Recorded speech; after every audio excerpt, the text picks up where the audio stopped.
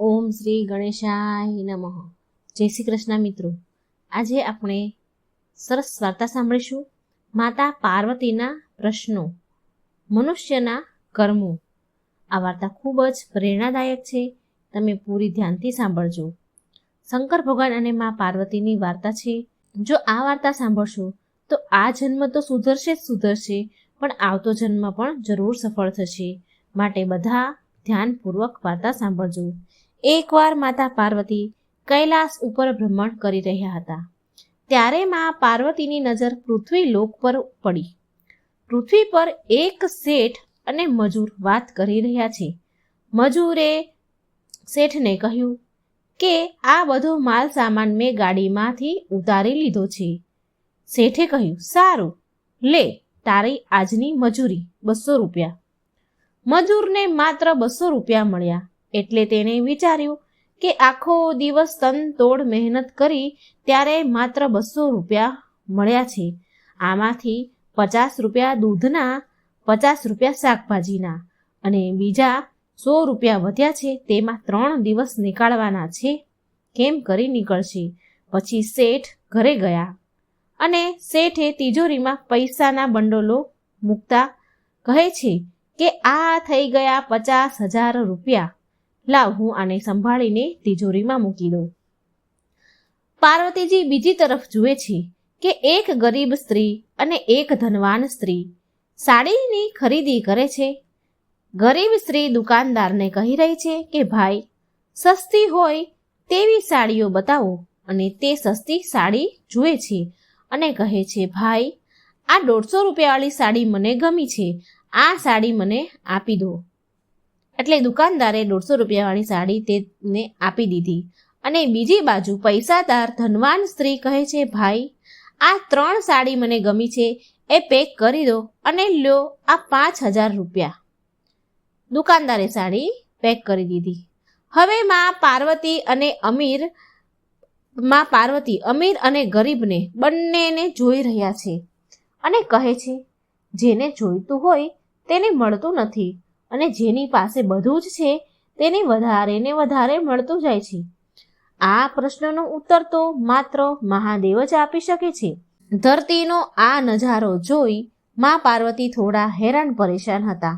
એટલે એના પ્રશ્નના ઉત્તર માટે તે મા પાર્વતી શંકર ભગવાન પાસે ગયા અને શિવજીને કહે છે કે મને મારા પ્રશ્નનો જવાબ આપો પ્રભુ.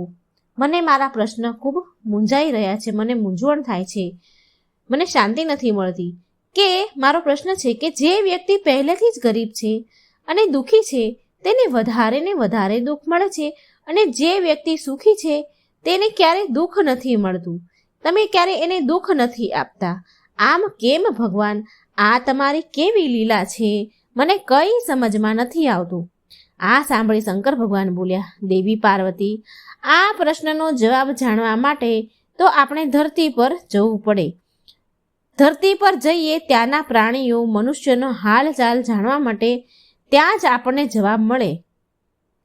ભગવાન શંકરના કહ્યા પ્રમાણે મા પાર્વતી શિવજી સાથે પૃથ્વીલોક ઉપર મનુષ્યનું રૂપ ધારણ કરીને મનુષ્ય પ્રાણીઓના હાલચાલ જાણવા માટે નીકળ્યા.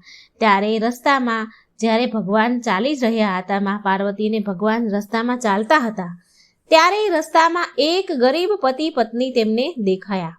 તે પતિ પત્ની ઊભા વાતો કરી રહ્યા હતા. પતિ બોલ્યો હતો, એ ઉર્મિલા, આપણા દુઃખના દિવસ ક્યારે પૂરા થશે? કેટલું દુઃખ અને ગરીબી છે. પેલા ચંદને તો ફરી એક જમીન ખરીદી લીધી, તે તો ધનવાન બની ગયો. એના પતિની વાત સાંભળી ઉર્મિલા બોલી, સાંભળો જી, બધાના ભાગ્ય એક સરખા નથી હોતા. એના ભાગ્યમાં ધનવાન બનવાનું લખ્યું હશે, આપણા ભાગ્યમાં નથી લખ્યું. ભગવાનની ઈચ્છા હશે તો આપણે પણ કોઈ દિવસ અમીર થઈ જશું. તેનો પતિ કહે છે, ઉર્મિલા, ખબર નહીં આપણને કયા ભવની સજા મળે છે. આપણે એવા તે કયા પાછલા જન્મમાં એવા કાર્ય કર્યા હશે, એવા કર્મ કર્યા હશે કે તેનું આ ખરાબ પાપ આપણે ભોગવી રહ્યા છે, આપણે ગરીબી ભોગવી રહ્યા છે. એવું કયું ખરાબ કાર્ય કર્યું હશે? આ ચર્ચા પતિ પત્ની વચ્ચે ચાલી રહી હતી. હવે તે ભગવાન અને માતા પાર્વતી આ બધું સાંભળી રહ્યા છે. એટલે માં પાર્વતી બોલ્યા કે માં પાર્વતી ભોળાનાથને કહે છે કે ગરીબ પતિ પત્ની અમીર તમે બનાવી દો ને. તે કેટલા ગરીબ છે, કેટલા દુઃખી છે, તમે એને અમીર બનાવી દો. મારા કહેવાથી તમે આ લોકોને ધનવાન કરી દો, પૈસા કંઈ પણ આપી દો. મારાથી એની હાલત જોવાતી નથી. આ બિચારા કેટલા દુઃખી છે. મહાદેવ બોલ્યા, દેવી પાર્વતી, આ બંનેના ભાગ્યમાં અત્યારે અમીર બનવાનું લખ્યું જ નથી, તો એ અમીર કેવી રીતે બને?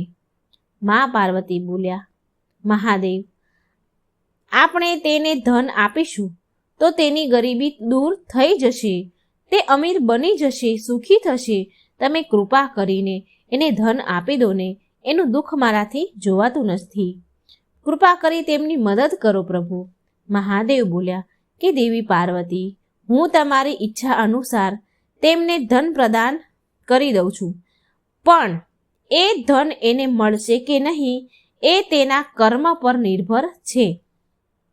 પાર્વતીજીના કહેવાથી મહાદેવે સોનાની ભરેલી એક પોટલી રસ્તામાં મૂકી દીધી, જે રસ્તા ઉપર તે ચાલ્યા આવતા હતા.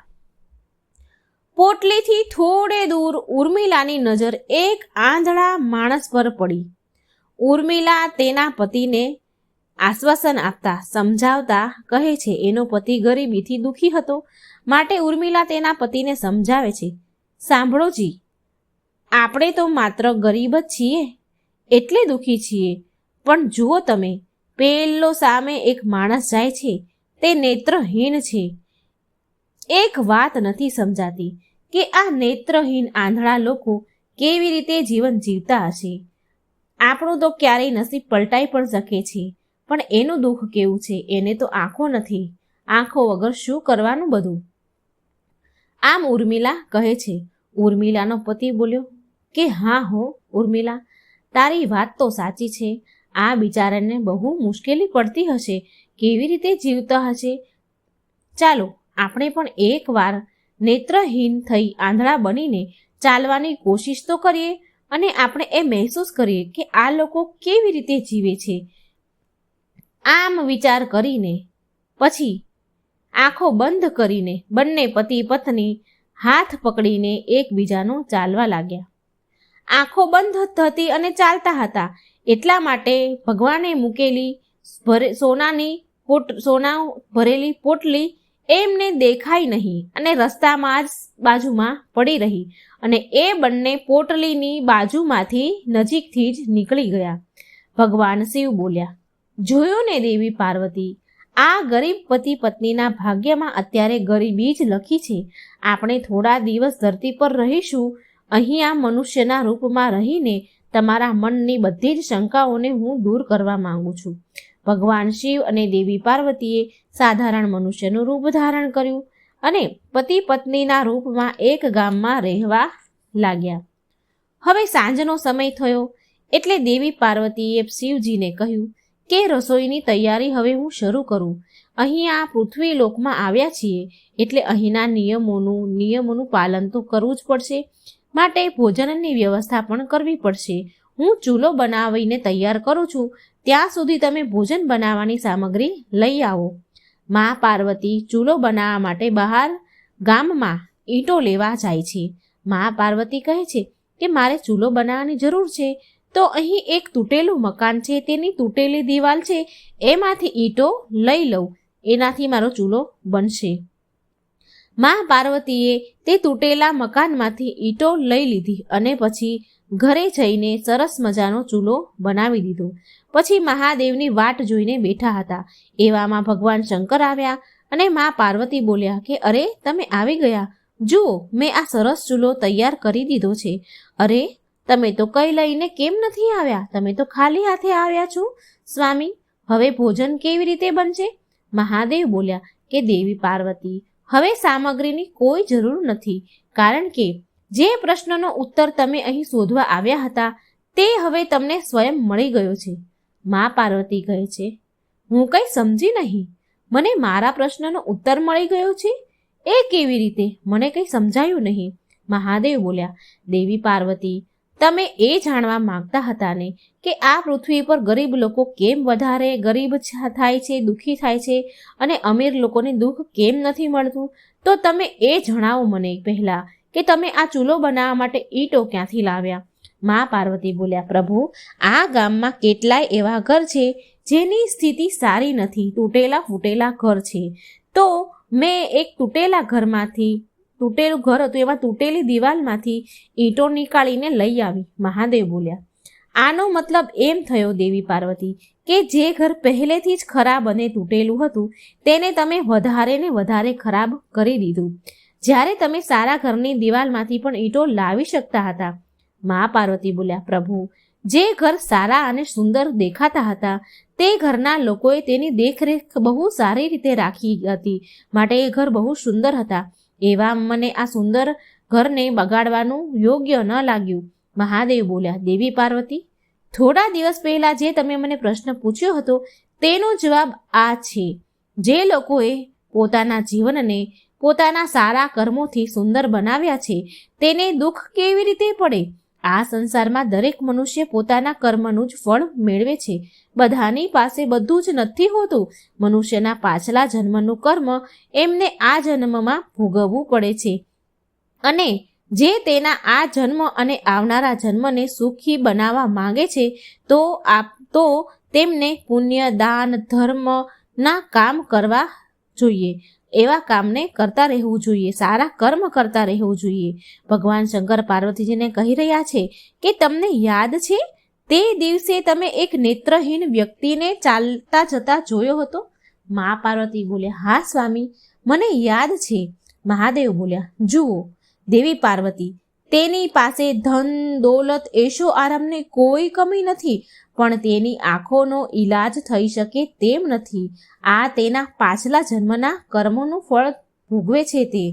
તે નેત્રહીન વ્યક્તિ એ એટલા માટે નેત્રહીન છે, તેને પાછલા જન્મમાં જાણી જોઈને એક નિર્દોષ વ્યક્તિની આંખો છીનવી લીધી હતી. આ માટે એ આ જન્મમાં નેત્રહીન બન્યો છે, અને એણે કઈ સારા પુણ્ય કામ કઈ કર્યા હશે, માટે તેથી તે ધનવાન છે. મા પાર્વતીજી બોલ્યા કે એ બરાબર છે, ચાલો, પણ પેલા ગરીબ પતિ પત્ની સ્વામી? મહાદેવ બોલ્યા કે દેવી પાર્વતી, તે ગયા જન્મમાં પતિ પત્ની જે ગરીબ છે તે ગયા જન્મમાં ખૂબ એટલે અતિશય કંજૂસ શેઠ શેઠાણી હતા, જે ક્યારેય કોઈને દાન પુણ્ય કરતા નહીં, એક રૂપિયો પણ કોઈને દાન કરતા નહીં. માટે તેમને આ જન્મમાં ગરીબી અને દુઃખ મળ્યું છે. પણ જો તે સારા કર્મ કરે તો તેના આગળનું જીવન સુધરી શકે છે. આ પૃથ્વી પર કોઈ પણ મનુષ્ય સુખી નથી દેવી પાર્વતી. દરેક મનુષ્યને કોઈને કોઈ દુઃખ અને સમસ્યાઓ છે જ. મા પાર્વતી બોલ્યા, તમને જવાબ મળી ગયા કે આ પૃથ્વી પર મનુષ્યને સુખી થવા માટે સારા કર્મ કરવા જોઈએ. શંકર ભગવાન પાર્વતીજીને કહે છે કે હવે તો તમને જવાબ મળી ગયા ને?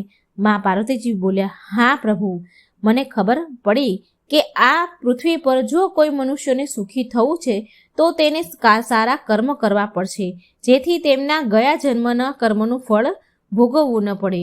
મા પાર્વતીને તેમના પ્રશ્નનો જવાબ મળી ગયો એટલે શંકર પાર્વતીજી તેના રૂપમાં આવી ગયા અને કૈલાસ પર્વત પર પાછા ચાલ્યા ગયા. આ કથાનો સાર એ છે, આપણને શીખ મળે છે કે આપણે આપણા જીવનમાં સુખી થવું હોય તો સુખી થવા માટે સારા કર્મ કરવા જોઈએ. જો કર્મ સારા હશે તો આપણે અને આપણો પરિવાર સુખી જીવન જીવશું. જે કંઈ છે એ કર્મ પર નિર્ધારિત છે, સુખ કે દુઃખ. જો મિત્રો મારી આ વાર્તા સારી લાગે તો મારી ચેનલને લાઈક, સબસ્ક્રાઈબ અને શેર જરૂર કરજો.